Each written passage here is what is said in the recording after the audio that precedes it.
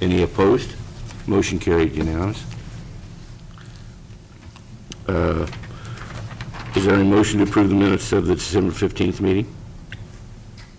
Well, Mr. Chair, with regard to those, a question had been raised about a portion of those minutes. I think we could probably move forward and approve the balance of those minutes, but I would ask County Counsel for her recommendation. You could approve the balance of the minutes, those of you that were present at the meeting. And which would be the three of you that are holdovers.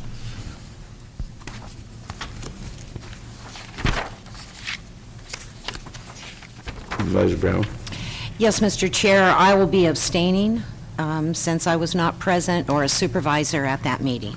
Okay, so what we need is a motion from either Supervisor Colfax or Supervisor Smith if this is going to move forward. Seeing no motion, we'll just move that on to continuance at some point in time. As I brought up several times, this is just a formality. The actual minutes of the meeting are the audio tape. So that is the recorded minutes. So this is just kind of a, if there's not a movement on the December 15th meetings, I think we just should drop it. Oh, Mr. Chair, if anyone's willing to make the motion, I actually have the item that would need to be deleted. No interest, apparently. Okay, we'll move on to agenda item number 5, the consent calendar. Any item from the consent calendar that members would like to have pulled?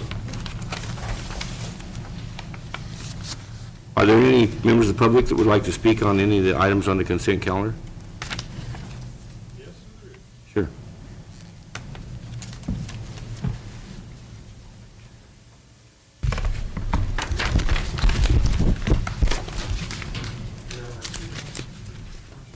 Well, if we're going to discuss it, it ought to be pulled, shouldn't it? Well, I don't even know what it is.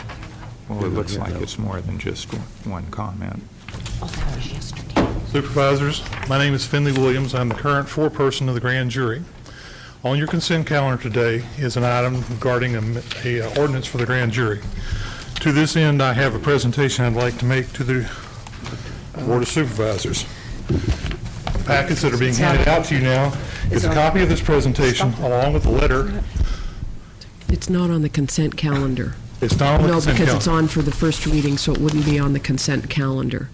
I was told it was on the consent calendar. I'm sorry. No, the second reading would be on the consent calendar, but we will be addressing, I think it's on the agenda, and you can speak to it when it Then I'll speak to comes it the at the time agenda. then. I'm sorry, my mistake. You want to wait till then, Mr. Finley? Huh? You want to wait till the agenda item? I'll wait to the agenda item at that point, if that's okay with y'all. Yes.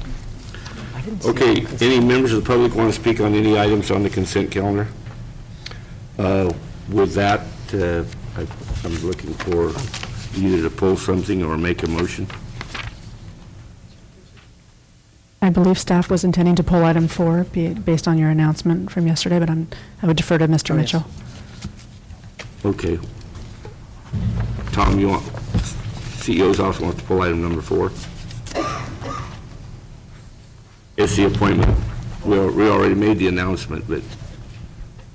That's correct. I'm sorry. I believe we have a substitution there on item number 4. So I'll need, when we take a break, I'll discuss it with the board. Okay, so we'll pull item number 4. We'll pull item number 4, Okay. but I believe we have a substitute resolution appointing the agricultural commissioner. Okay. So we're pulling item number 4. Supervisor McAllen? I move approval of the consent calendar with the exception of item number 4. We have a motion. Do we have a second? Second. Second by Supervisor Brown. No discussion. All those in favor? Aye. Aye. A motion of the consent calendar with the exception of item 4. Approval unanimous. Okay, we'll come back with that later. Mr. Mitchell? Okay. Okay, we'll move down to, this is continued from January 26, 2009, special planning session update on planning team accomplishments for 2008 and projects and timelines for 2009. The CEO and the planning team is the sponsor. Allison, looks.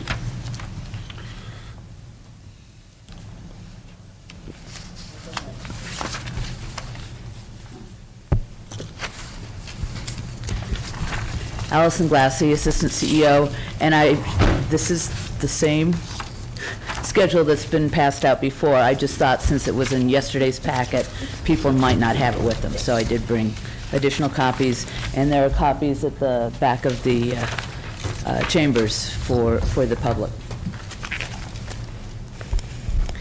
So, good morning. This represents the last planning team update coming from the executive office.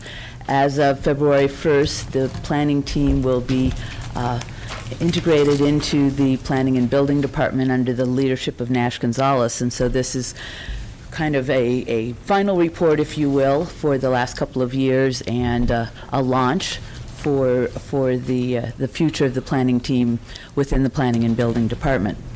So I'm pleased to bring this board up to date on the accomplishments and projects of the planning team. And a couple of years ago, I had found a quote from a planner, and I think those are fairly rare because usually you have quotes from presidents and economists, et cetera, but a real-life planner has a quote, and it was, "Make no little plans. They have no magic to stir men's blood. Make big plans. Aim high in hope and work." Sounds like a planner said that. And these are big plans that we're working on. And people are stirred up. So from the county standpoint, at the board level, at the executive office level, planning and building services, and in the planning team, we are indeed aiming high in what we've been trying to do over the last several years and into the future. The planning team was the answer to a question the board asked in January 2006. What does it take to move all of these major planning projects forward and finish them? And that question came at the end of a workshop that had been requested by the board and put on by Planning and Building Services to review all the major planning projects at that time.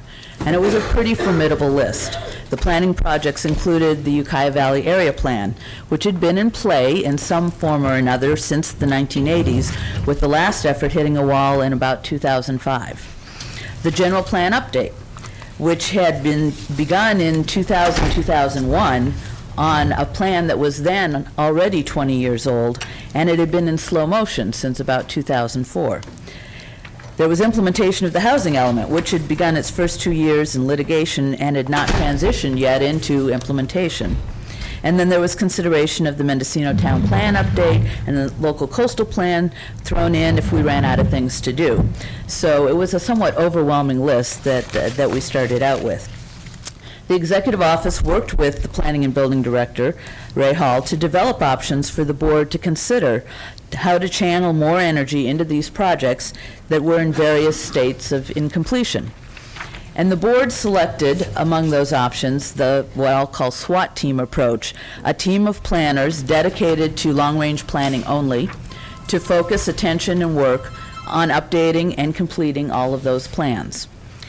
That team was placed in the executive office temporarily to get these projects off the ground so that they could cover some ground and so that they could land squarely on the ground.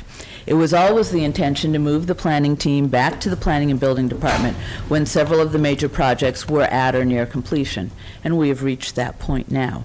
So the board created the planning team by borrowing positions that were assigned to long-range planning and that were vacant from the planning and building department, funded it with general plan update fees collected specifically for that purpose, and some general fund money for the non-general plan activities. The team was established in 2006-07 in that budget. It was partially staffed by September 2006, fully staffed by December 2006, and by the beginning of 2007, it was kind of off to the races. So from the standpoint of the operations of the planning team, it has been in operation for 2007, 2008, and now going into 2009, which is not a particularly long period of time. So I'm going to hit the highlights on the plans, then review the timeline, and then recognize